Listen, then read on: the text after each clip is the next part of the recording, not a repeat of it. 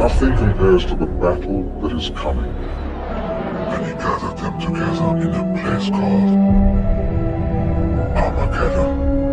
He who controls Jerusalem at the end of days shall rule the world. Precisely.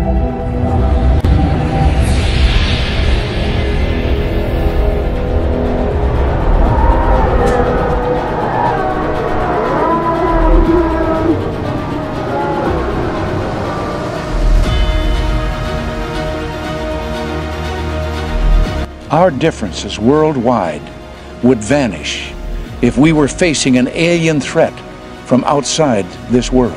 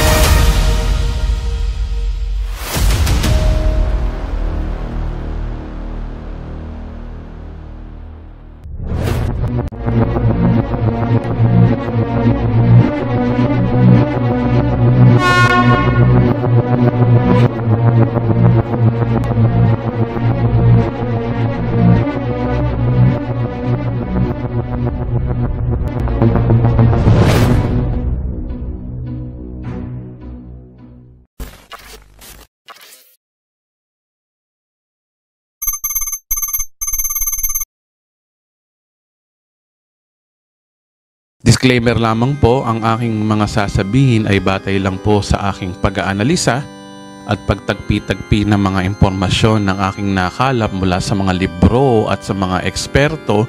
Nasa inyo pa rin ang desisyon kung paniniwalaan nyo ito o hindi. Bagamat napakabiblikal ng aking sasabihin at aking naipanalangin, ay gabayan tayo ng may kapal para ihatid sa inyo na pawang katotohanan ng Biblia na siyang sasabihin ng videong ito. Sa pagpapatuloy ng ating pag-aaral, pag-aralan na po natin ang pinakamatinding poot ng Diyos. Ang ika-6 at ika-7 trumpeta at ang ika-6 at ika-7 mangkok na poot ng Diyos. Sa pagkakataong ito, unahin muna natin basahin ang ika-6 na mangkok na poot ng Diyos bago ang ika-6 na trumpeta upang maunawaan natin kung ano talaga ang ika-6 na salot.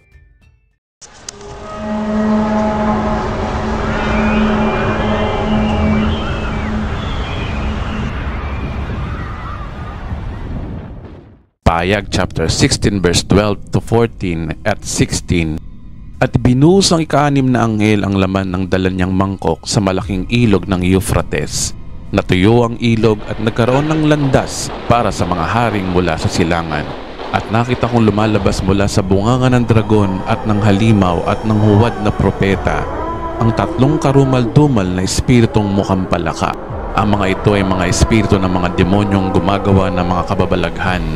Pinuntahan nila ang lahat ng hari sa daigdig upang tipunin para sa labanan ng dakilang araw ng Diyos na makapangyarihan sa lahat. At ang mga hari ay tinipon ng mga espiritu sa lugar na tinatawag na Armageddon sa wikang Hebreo. So ang propesiyang ito ay nabanggit ang ilog Euphrates. Natuyo daw ang ilog at nagkaroon daw ng landas para sa haring mula sa silangan. Kapag sinabi pong Kings of the East, hindi po ito nangangahulugan na isang bansa lamang, kundi maraming bansa na mula sa silangan ng mundo. Sabi diyan, yung mga hari mula sa silangan ay pupunta sa lugar na tinatawag na Armageddon sa wikang Hebreo. Una, alamin muna natin ang mga hari sa silangan. Ang sabi diyan, natuyo daw ang ilog at nagkaroon daw ng landas para sa haring mula sa silangan. Kapag involve ang geographical places, meaning ito ay lugar sa buong mundo. Kaya kapag ang haring silangan means ito ay mga bansa na mula sa silangan. Ang tanong, ano po ba mga bansang silangan? Well, since this is a future events, alamin natin ano ba yung mga bansa ayon sa superpowers na mula sa silangan. Marami nag-i-interpret na ang ilang mga nagtuturo ng end times na ang Kings of the East daw dito ay China.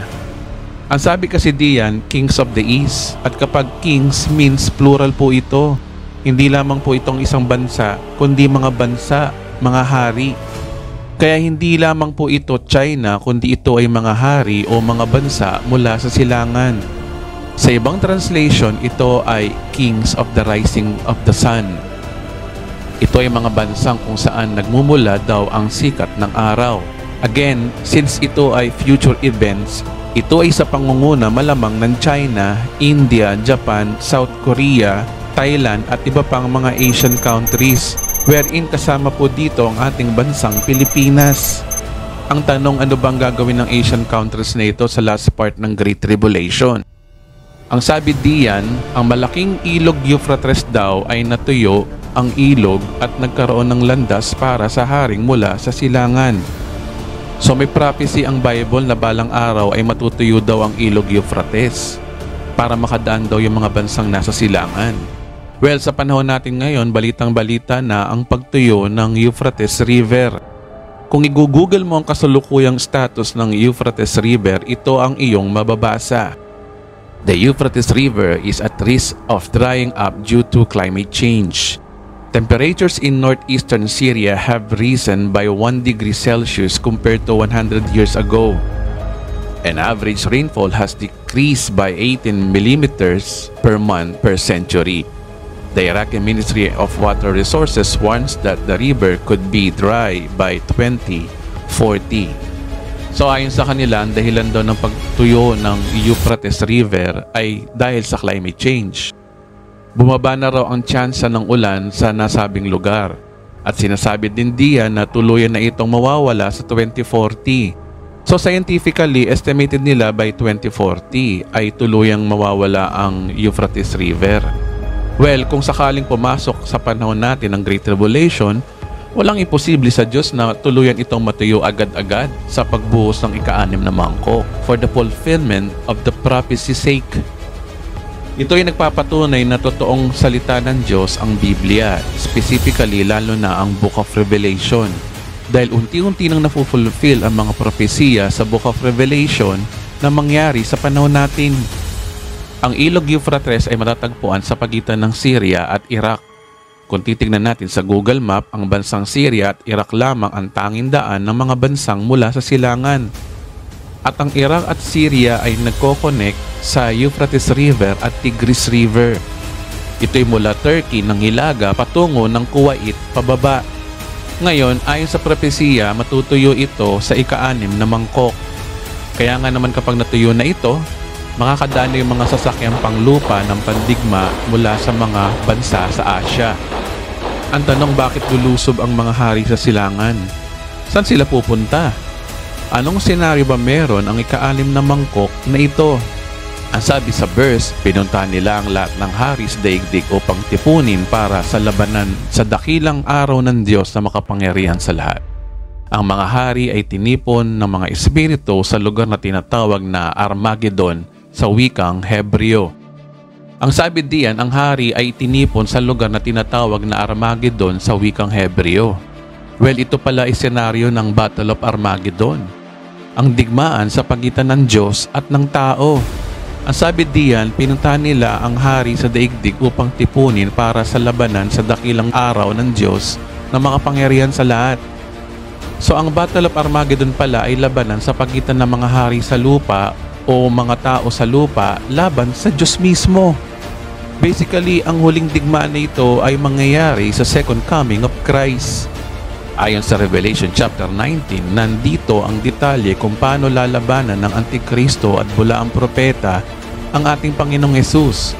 Kung babasahin natin ang ilang verse sa Revelation chapter 19, verse 11, pagkaraan ito'y nabuksan ng langit at nakita ko ang isang kabayong puti. Ang sakay nito'y tinatawag na tapat at totoo, sapagkat matuwid siyang humatol at makipagdigma.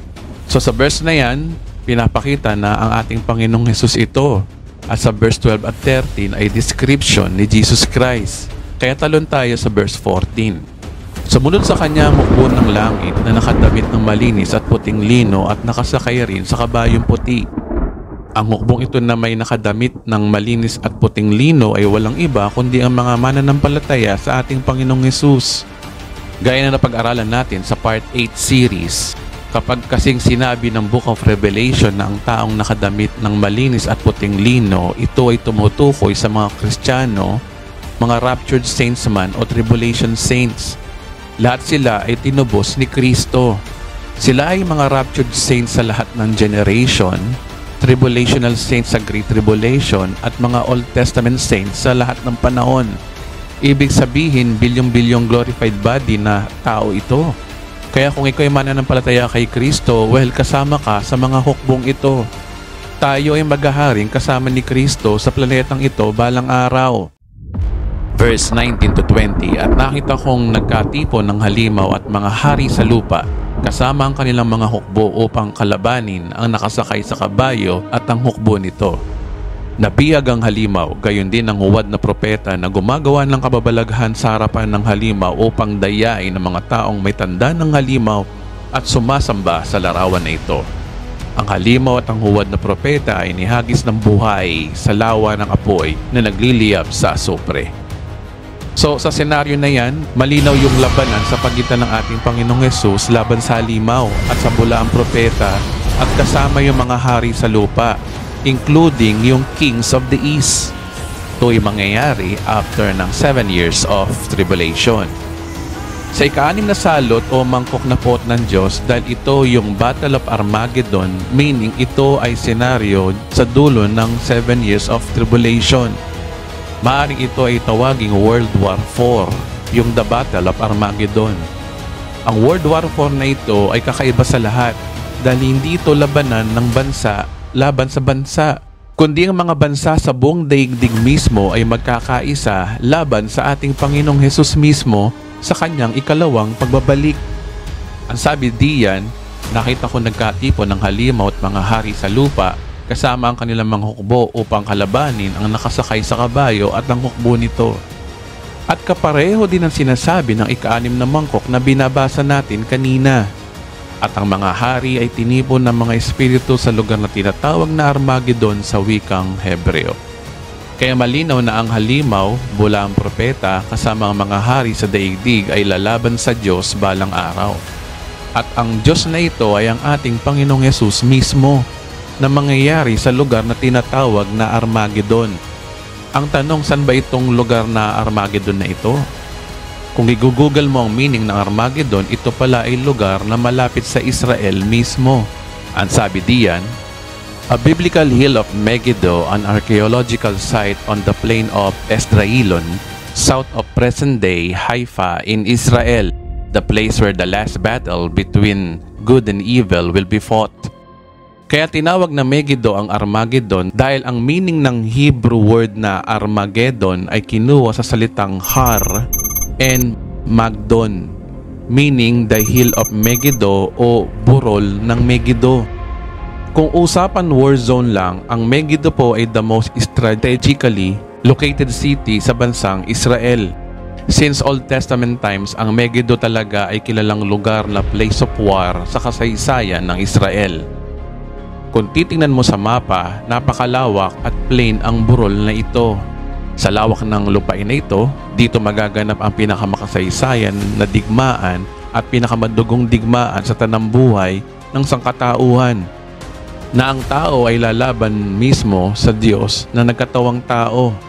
Ito ay interplanetary war na napapanood natin sa mga sci-fi movies, labanan ng Earth Defense laban sa ating Panginoong Hesus na nagmula sa labas ng daigdig. It seems na parang alien invasion ang mangyayari sa Battle of Armageddon.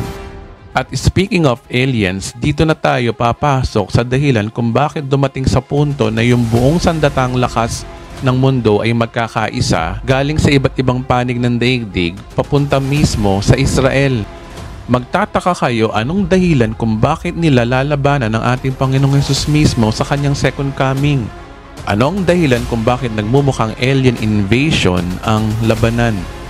Ang tanong na yan ay maaaring masagot sa sinasabi ng ikalimang mangkok pa rin. Ngayon, basahin natin ang natitirang verse. At nakita ko lumalabas sa bunganga ng dragon at ng halimaw at ng huwad na propeta ang tatlong karumal-dumal na espiritong mukhang palaka. Ang mga ito ay espiritu ng mga demonyong gumagawa ng kababalaghan. Pinuntahan nila ang lahat ng hari sa daigdig upang tipunin para sa labanan sa dakilang araw ng Diyos na makapangyarihan sa lahat. Sabi diyan, lumabas daw sa bunganga ni Satanas, ni Antikristo at yung bulaang propeta ang isang karumal-dumal daw na anyong mukhang palaka. Well, hindi po natin pwedeng interpret ito ng literal dahil malayo mangyari ito sa katotohanan. Sa halip, we will take it as symbolical and figure of speech. Sabi diyan, mukhang palaka, meaning hindi naman siya palaka kundi mukha lang siyang palaka. Ngayon, by the guidance of God's Spirit, i-decode natin ang meaning ng lumalabas daw sa bibig ni Satanas, ni Antikristo at yung bulaang propeta na siyang karumal-dumal daw na anyong mukhang palaka. Ang sagot ay nasa verse 14. Ang sabi diyan, ang mga ito'y mga espiritu ng demonyong gumagawa ng mga kababalaghan. So kung ito ay espiritu ng demonyo, tama ang ating interpretasyon na ito ay symbolical lamang at hindi literal na palaka. Ngayon, ano ang gagawin ng espiritu ng mga demonyong ito? Ipagpatuloy po natin ang verse. Ang sabi diyan, pinuntahan nila ang lahat ng hari sa daigdig upang tipunin para labanan sa dakilang araw ng Diyos na makapangyarihan sa lahat. So ang espiritu daw na ito ay nag-iimpluwensya sa lahat ng mga hari sa bansa sa daigdig upang tipunin para labanan daw ang Diyos.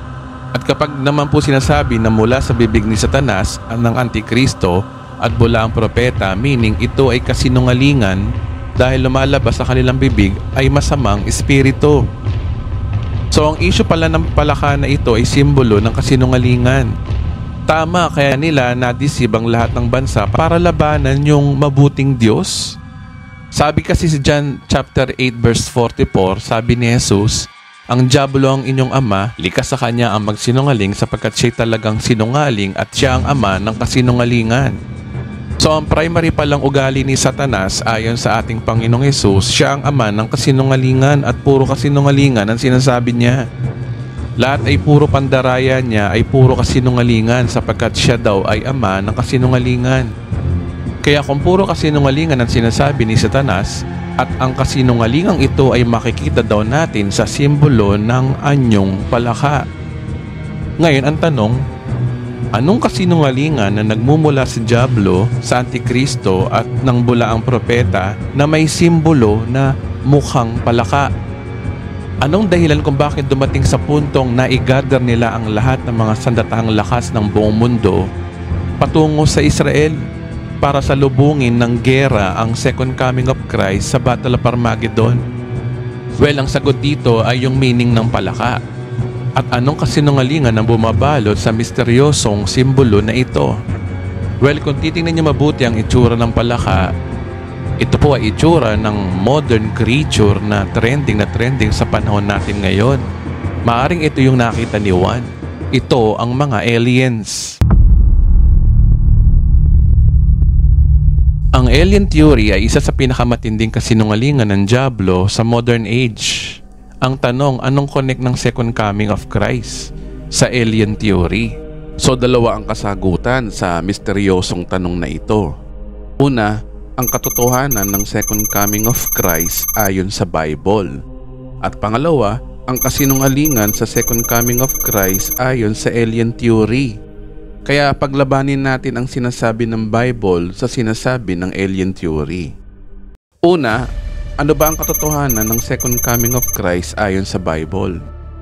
Gusto ko pong malaman ninyo na hindi po ito pantasya. Biblia na po may sabi na may senaryo sa future na bubukas ang kalangitan at ang buong mundo ay mayayanig at makikita ng tao sa buong mundo ang Second Coming of Christ. Here is our biblical proof. Kung babasahin natin ang Mateo 24 verse 29 to 30, katapos ng kapighatiang sa mga panahong iyon, magdidilim ang araw, hindi magliliwanag ang buwan, maglalaglag mula sa langit ang mga bituin, at mayayanig ang mga kapangyarihan sa kalawakan. Pagkatapos, lilitaw sa langit ang tanda ng anak ng tao at mananangis ang lahat ng bansa. Makikita nila ang anak ng tao na nasa alapaap at dumarating na may dakilang kapangyarihan at kadakilaan. So ang sabi diyan, after daw ng Great Tribulation is Second Coming.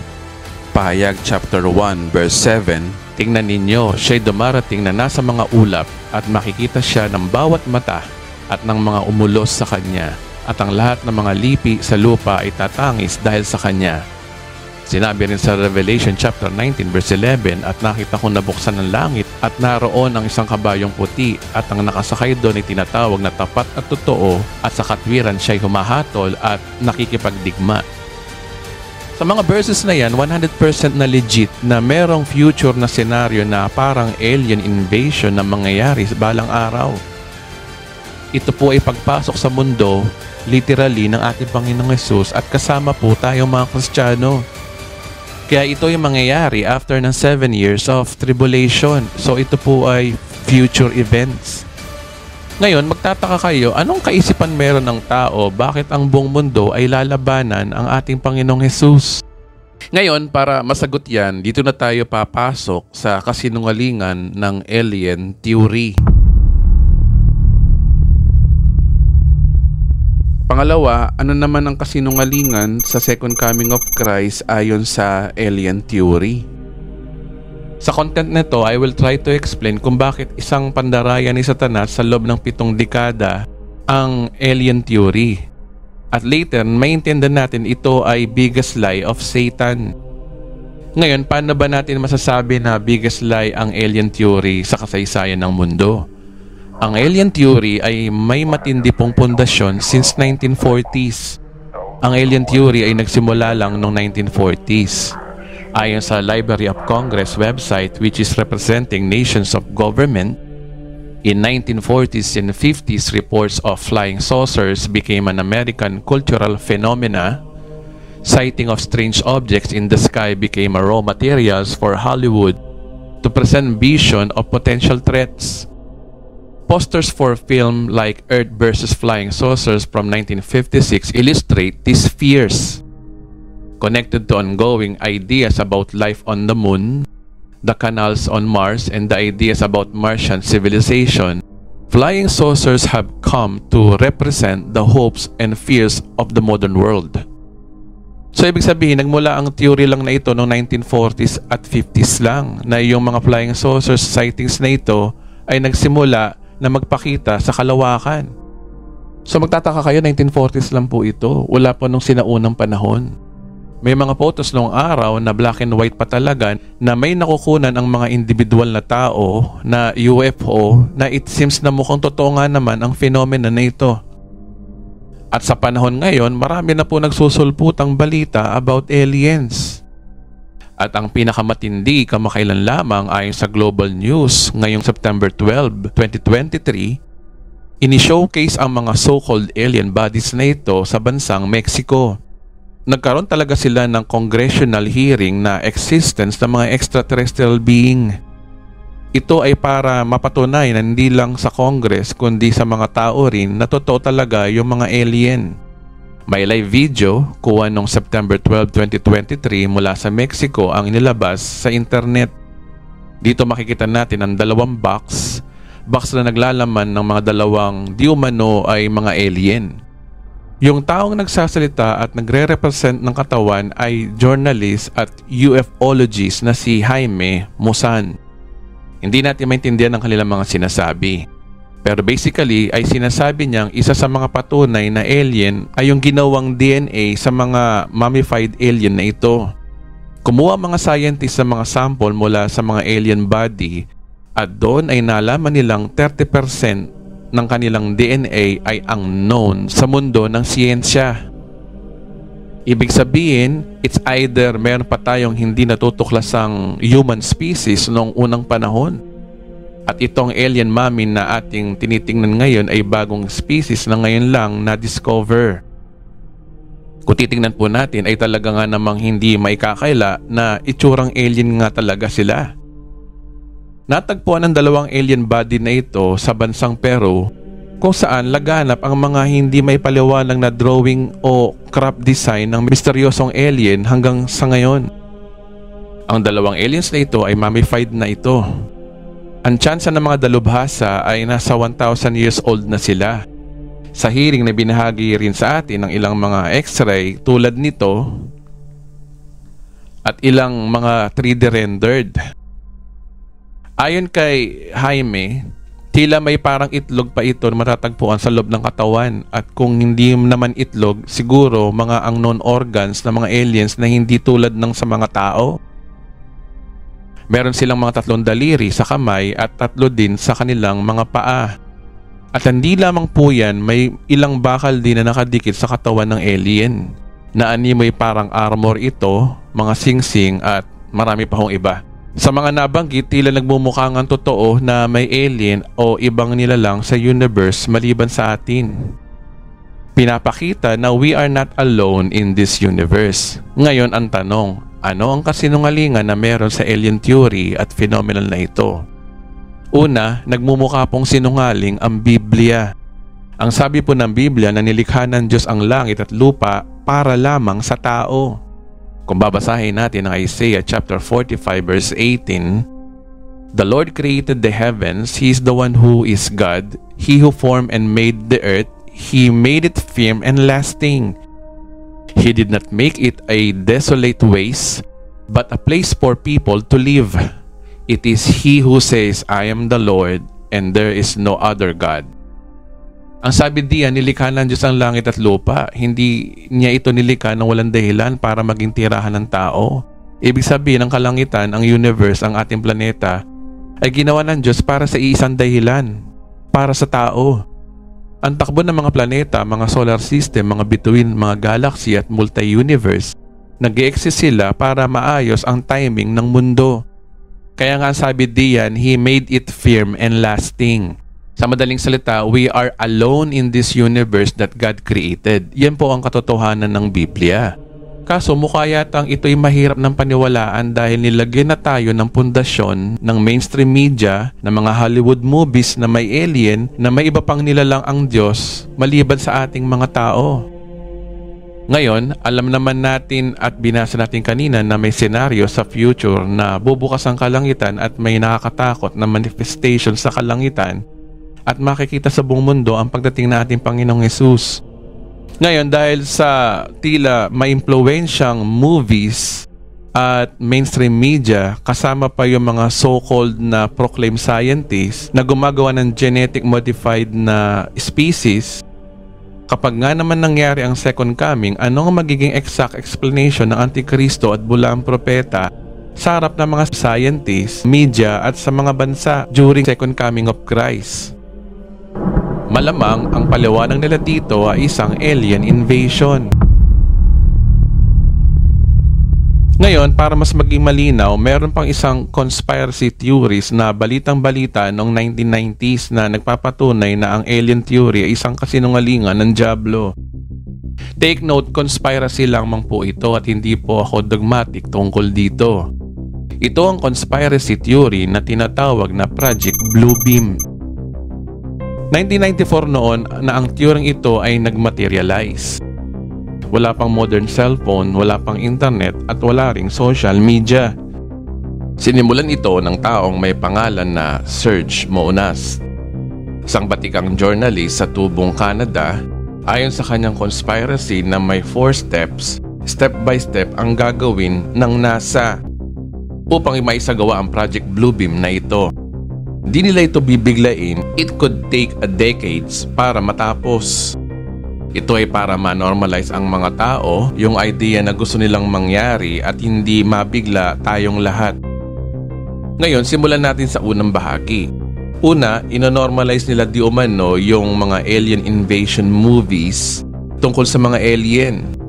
Ayon sa kanya, nasimulan na ito ng mga pelikulang tulad ng Star Wars, Star Trek, Space Odyssey, E.T. at Independence Day noon pang 1990s. Pangalawang step, ito talaga kapatid ang kakaiba di umano. Sa lalo pang pag-advance ng teknolohiya ay yung mga satellite. Mula sa iba't ibang panig ng mundo na nasa itaas natin ay magkakaroon ng kakayahang parang malaking 3D projector o hologram. Ito ay para ipakita ang ikalawang pagbabalik ng Panginoon. I-stage nila kung tawagin natin ay second coming. So iba't ibang Panginoon, ito mga kababayan mula sa iba't ibang bansa. Dito sa Pilipinas siguro ay malamang si Jesus Christ ang ipapakita. At iba naman ay maaaring si Shiva, si Allah, si Buddha o kung sino man. Matapos ngayon sila may project ng mga satellite sa langit ay magkakaroon sila ng parang performance. Pwedeng unti-unti o biglaan silang bababa, kunwari sa kalangitan at lalapit dito sa atin. Pag nangyari yun mga kababayan ay dito napapasok ang step 3. Sa tulong ng AI ay magsasalita sila sa sarili nilang lengguwahe. Iba't ibang mga Panginoon at iba't ibang ring lengguwahe sa tulong ng AI. At kakausapin tayo sa pamamagitan ng low frequency. At kunwaring naririnig natin sila sa pamamagitan lamang ng isip. Matapos ngayon mangyari ang mga show na ito, yung mga iba't ibang Panginoon na nakaproject sa itaas ng ating kalangitan ay magsasanib-sanib sa iisang Panginoon. At ang pinakahuling step sa Project Bluebeam na ito ay gagawa ng peking alien invasion ang New World Order upang papaniwalain nila ang mga Katoliko at ibang Christian religion na ito na yung rapture na sinasabi sa Bible. So ang ending nga naman, mapipilitan ng mga tao na tanggapin yung bagong Panginoon. At ito nga yung magsisimula yung New World Order. Ang whistleblower na si Serge Monas ay namatay noong 1996 din. Ang tanong, ano ba ang kinamatay niya? Ayon sa isang news website, in 1996 he died from heart attack. His death raised doubts among his followers. They will still believe that Monas was actually poisoned using a psychotropic weapon. So dalawa lang ang reason ng kamatay ng whistleblower na journalist na ito. Either inatake sa puso o nilason. Alam kong mahirap paniwalaan ang conspiracy theory na ito, pero meron po tayong kasabihan, kung walang usok, walang apoy.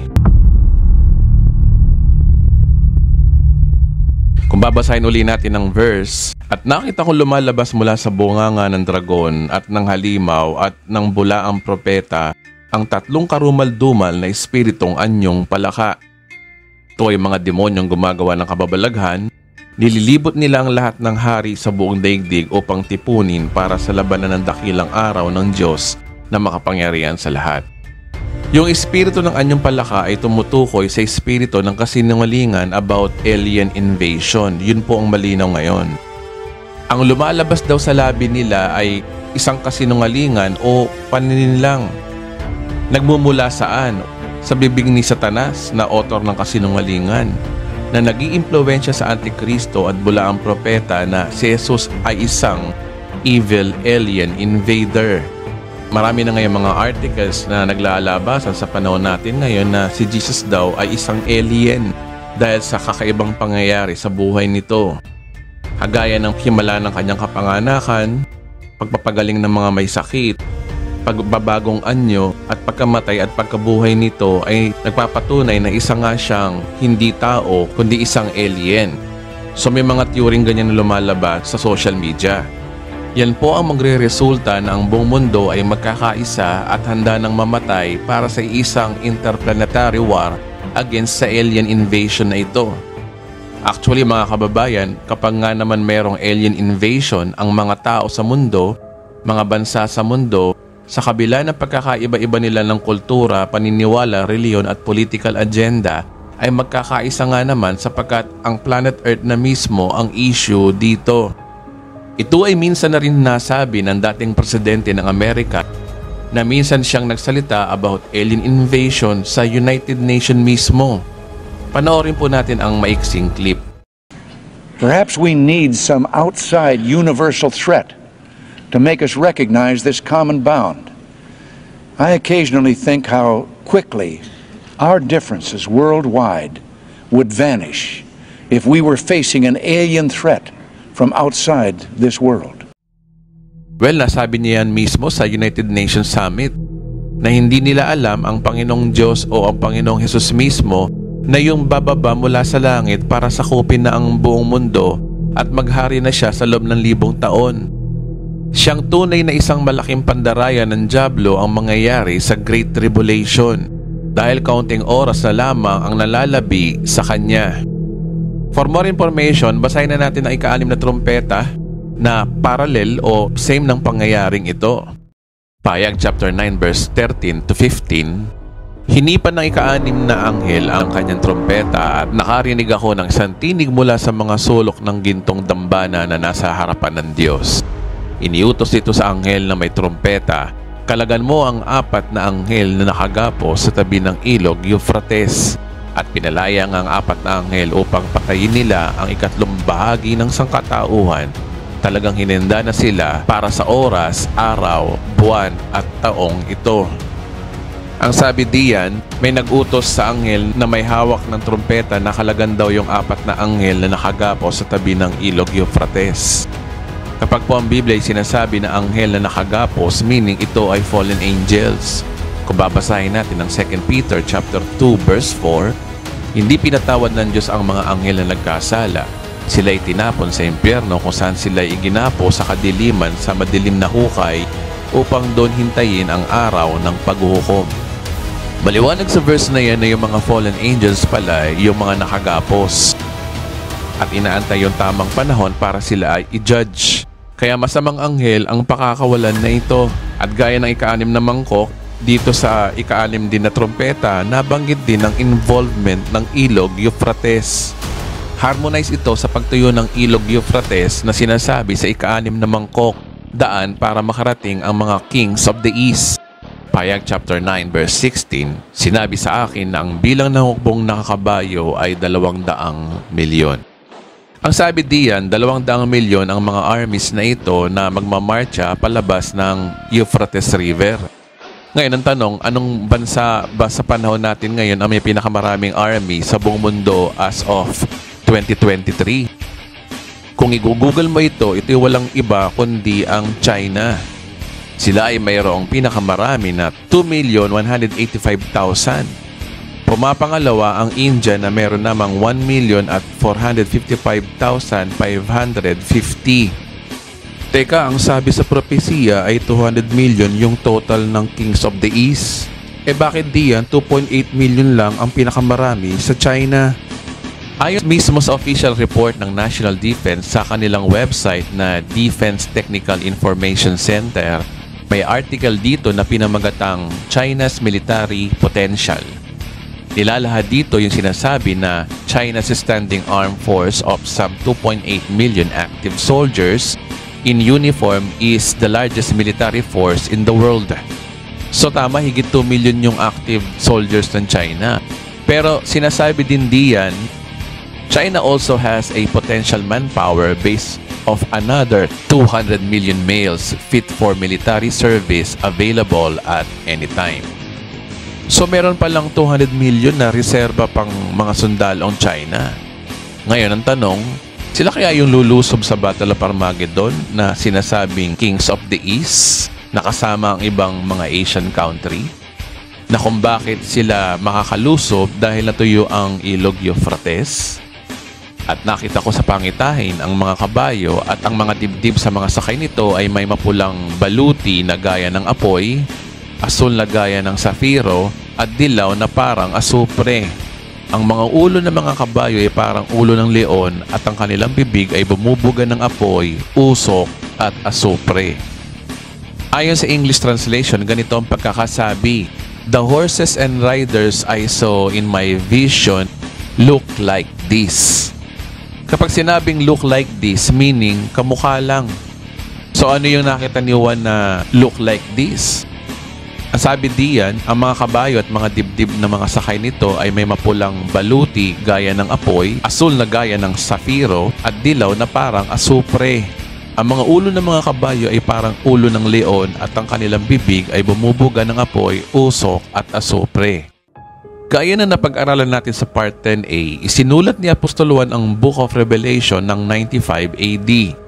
Kaya nga ang mga nakikita ni Juan ay mga future modern technology na wala sa mga termino o katawagan sa panahon niya dahil wala pang malinaw na science sa panahon nila. So ayon sa description ni Juan, kung i-relate natin sa future events, it seems na modern warfare ang nakikita niya. Ito ay futuristic vehicles na gaya ng robotic tank. Posible ang nakikita niya. Sa panahon natin ngayon, posible na po yan. Sa mga bidyong ito, pinapakita na patungo na tayo sa robotic technology. Panoorin po natin ang mga ilang clip.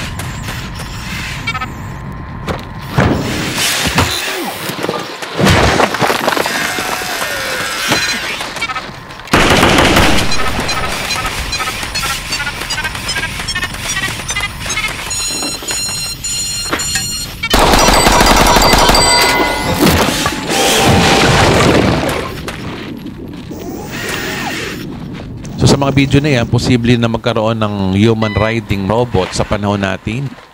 So nakakatakot itong robot na ito. Paano kung nagloko ito? O may kumontrol nito na patayin ang ikatlong bahagi ng tao? Ano mangyayari sa mundo? So syempre, tinatago pa ng mga makapangyarihang bansa yung mga technology pa nila. At posibilidad na meron na silang mas modern kasya sa mga ganyang klaseng sandata. Kaya ang nakita ni Juan ay yung mga hukbo na nakasakay sa parang robot na mukha daw leon at bumubuga ng usok, asupre at apoy. Posibleng modernong mecha na ito na bumubuga ng missiles at mga Gatling guns. Ang sabi diyan, kulay daw ng mecha na ito ay pula at dilaw. Kung i-google mo ang national color ng China ay red at yellow. Ang sabi diyan, red is the national color of China and it symbolizes happiness and good fortune, while yellow is the color of royalty. Tingnan nyo to, no? What a coincidence na ang reserve officer ng China ay 200 million at ang national color ng China ay red at yellow na tumutugma sa Bible. Tumutugma sa Book of Revelation na yung ika-6 na trompeta ay may paglusob na 200 million armies mula sa silangan. Payag chapter 9 verse 18, ang tatlong salot na pumatay sa ikatlong bahagi ng sangkatauhan ay ang apoy, usok at asupre na nagmula sa kanilang bibig. Ang sabi diyan, ang ikatlong bahagi doon ng populasyon sa buong mundo ay papatayin ng mga armies na ito. It seems na ito ay world invasion na mangyayari bago mag-second coming of Christ. Ang Kings of the East ang sasalakay sa western countries. Kung ito ay Chinese army, robotic machine, mukhang dito na mangyayari yung pag-atake nila sa buong mundo. Ayon sa pagtagpi-tagpi ng istorya, mukhang ang Antikristo ang kumakatawan sa Western countries at ang China ay kumakatawan sa Eastern countries. Bagamat sila'y magkaaway, magbabago ang ihip ng hangin at sila ay biglang magkakaisa. Dahil sa biglaang balita ng NASA na may papalapit na alien threat sa mundo. At ito nga yung second coming of Christ.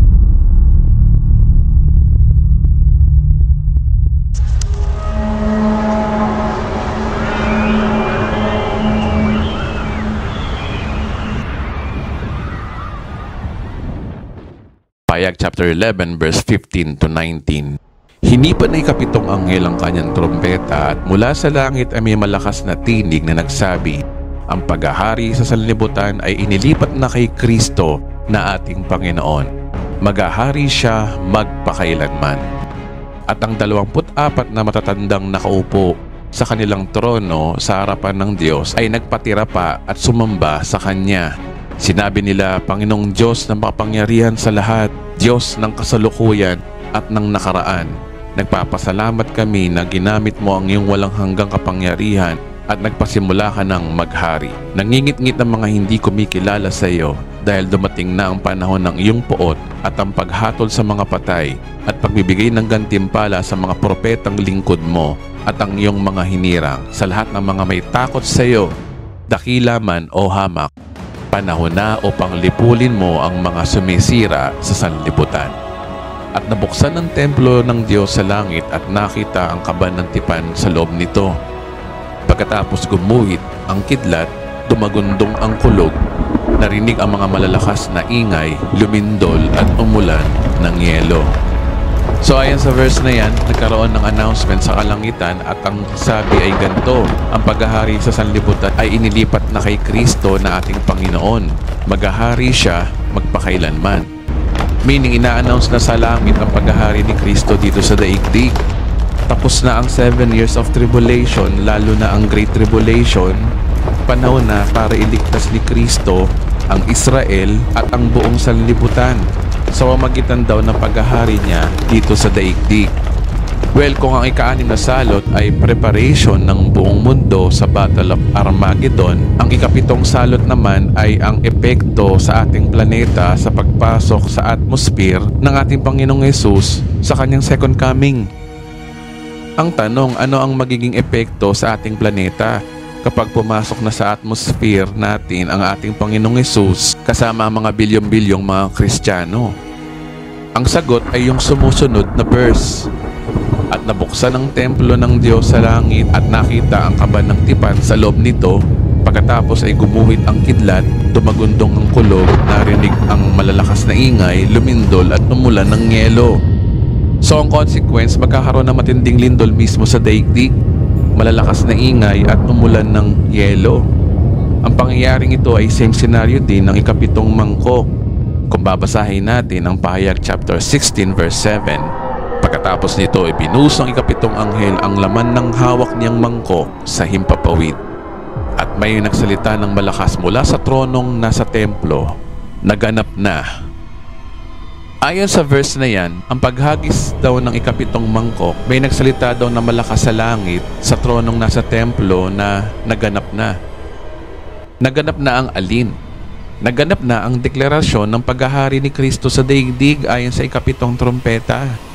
Same scenario din, pareho ng ika-7 trompeta. Ngayon, ano ang nangyari? Kumidlat, kumulog at lumindol ng napakalakas. Ito ang pinakamalakas na lindol sa buong kasaysayan ng sangkatauhan. Nahati ang 3 bahagi ng malaking lunsod at nawasak ang lahat ng lunsod sa buong daigdig. Hindi nakaligtas sa parusa ng Diyos ang tanyag na Babylonia. Pinainom siya ng Diyos ng alak mula sa kopa ng kanyang matinding puot. Nawala ang lahat ng pulo at gumuho ang lahat ng bundok. Umulan na malalaking tipak na yelo at na tumitimbang na halos 50 kilo ang bawat isa at nagpagsakan sa mga tao. At nilapastangan nga ng tao ang Diyos dahil sa nakakapangilabot na salot na dinaranas nila. Well, ito na siguro ang pinaka-nakakatakot na mangyayari sa buong kasaysayan ng daigdig. Na tila parang magugunaw na ang mundo sa pamamagitan ng napakalakas na lindol. Ang sabi diyan, ito na raw ang pinakamalakas na lindol sa buong kasaysayan ng sangkatauhan. Yung mga malalaking lungsod daw sa mundo ay mahahati daw sa 3. Kung i-google mo ang top largest city of the world, narito ang mga listahan.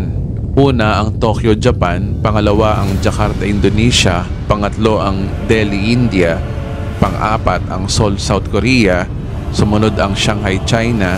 Ang Manila, Philippines. Ang Sao Paulo ng Brazil. Mexico City sa Mexico. Mumbai, India at New York City. Imagine ninyo, darating ang panahon ang mga magaganda at malalaking city na yan ay guguho at maahati pa sa 3 ayon sa Book of Revelation. Halos milyon-milyong na tao din ang mamamatay kapag nangyari ito. At sa sobrang lakas daw nito, pati mga pulo at mga bundok ay gumuho sa lakas ng lindol na ito. Tapos sinabayan pa ng pag-ulan ng malalaking tipak na yelo na tumitimbang daw na 50 kilo bawat isa at nagbagsakan ito sa mga tao. Napakabigat nito mga kababayan. Ngayon, kuha po tayo ng propesiya sa Bible na parallel sa panahon na ito. Gaya na napag-aralan natin sa part 7a, ang 7 selyo ay pinaka-general views na mangyayari sa 7 years of tribulation. Ang ika-7 selyo ay katapusan ng second coming of Christ, meaning timetable na ito ng paghahari ni Kristo. Ngayon atras tayo. Sa ika-6 na selyo ay parallel o same na pangyayari sa dulo ng Great Tribulation. Same na pangyayari sa ika-7 trompeta at ika-7 mangkok na pinag-aaralan natin ngayon. Mabuti siguro balikan natin ang verse at makikita nyo na same nga sila ng pangyayari at isa-isay natin ang bawat verse. Payag chapter 6 verse 12. At inalis ng kordero ang pang-6 na selyo, lumindol ng malakas, ang araw ay nangitim na parang damit na panluksa at ang buwan ay naging kasimpula ng dugo.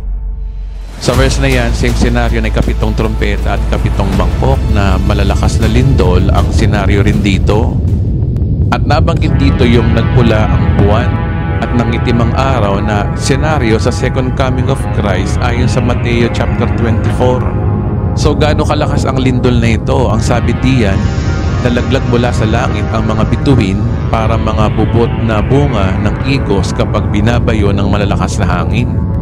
Naglaho ang langit na parang kasulatang inirolyo at nawala sa kanilang dating kinalalagyan ang mga bundok at mga pulo. So parehong-pareho talaga sila at parallel talaga sila ang ika-7 mangkok, ika-7 trompeta at ang ika-6 na selyo. Ang sabi dyan sa verse na yan, nalaglag daw mula sa langit ang mga bituin gaya daw ng kasulatang inirolyo. Well, imposible malaglag ang mga bituin sa langit papunta sa lupa dahil mas malaki pa ang bituin kaysa sa planeta natin. Kaya ang scientific explanation diyan ay posible ay yung tinatawag na polar shifting. Gumalaw ang daigdig kaya yung mga pwesto ng bituin ay nag-iba at nagmukha nga namang nalalaglag. Kaya ang nakita ni Juan ay gumalaw talaga ang daigdig at nagresulta ng global earthquake.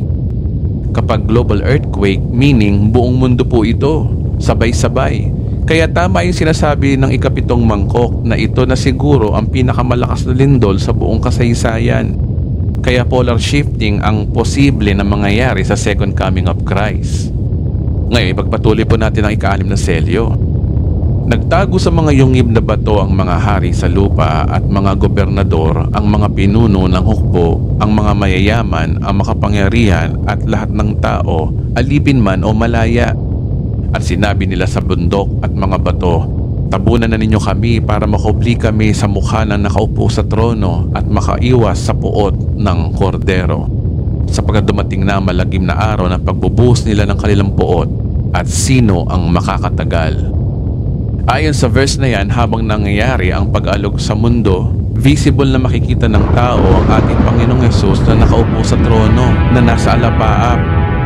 Kaya nga sabi ng mga tao diyan, tabunan ninyo kami para makubli kami sa mukha ng nakaupo sa trono at makaiwas sa puot ng kordero. Siyang tunay na ito na siguro ang pinaka nakakatakot na mangyayari sa history ng daigdig. humihingi na ng mercy killing o gusto nang mamatay ang mga tao dahil hindi nila matagalan ang nakakatakot na pangyayaring ito sa ating planeta. Kaya nga sabi nila, tabunan na ninyo kami, ayaw na namin makita ang kordero o ang ating Panginoong Hesus na nasa trono na bumababa mula sa alapaap. Ang buong mundo ay yayanagin ng pagpasok sa atmosphere ng ating Panginoong Hesus kasama ang lahat ng Kristiyanong may glorified body at ang dabi nito ay higit pa sa bilyon. Dahil ito ay pinagsama-samang raptured saints sa iba't ibang panahon, tribulation saints sa tribulation age, at mga Old Testament saints. Ang the best scenario para mailarawan ang nakakatakot na pangyayaring ito ay kung napanood na ninyo ang pelikulang 2012 na kung saan dumaan ang planetang Nibiru sa Earth na naging dahilan kung bakit nagkaroon ng malalakas na lindol at tsunami na halos bumura sa mundo. O kaya yung pelikulang Moonfall na kung saan dumikit ang ating buwan sa lupa na nagresulta ng pag-angat ng mga bagay dito sa mundo dahil sa gravity ng buwan. This is exactly will happen sa second coming of Christ. Remember, ang volume ng mga bilyong-bilyong glorified body na tao na papasok sa atmosphere ay magre-resulta ng pagyanig ng buong mundo. Kaya ang sabi sa last line ng ika-6 na selyo, sapagkat dumating na ang malagim na araw ng pagbubuhos nila ng kanilang puot at sino ang makakatagal. At sinabi din sa last line ng ika-7 mangkok, nakakapangilabot ang salot na ito. Ngayon kaibigan, ating napag-aralan verse by verse at harmony ng Book of Revelation. Ating napag-aralan ng 7 trompeta at 7 mangkok ay paralel na mangyayari during Great Tribulation. Nagpapakita ng 7 trompeta at 7 mangkok ay ang tinutukoy na The Great Tribulation na siyang mangyayari simula sa middle of 7 years tribulation. Mula sa pagbagsak ng asteroid sa mga balang hanggang sa pinakamatinding lindol na mararanasan ng mundo bago dumating ang ating Panginoong Hesus. Ang lahat ng ito ay pawang katotohanan na isang propesiyang mahirap paniwalaan. Maaaring ito ay isang pantasya lamang sa mga hindi naniniwala sa Biblia. Ngunit sa mga maliligtas, ito ay salita ng Diyos at tiyak na ito'y mangyayari dahil ito ay salita ng Diyos. Ang second coming of Christ at Battle of Armageddon ay pag-aaralan pa natin sa part 13. Kaya moving forward na tayo sa part 11.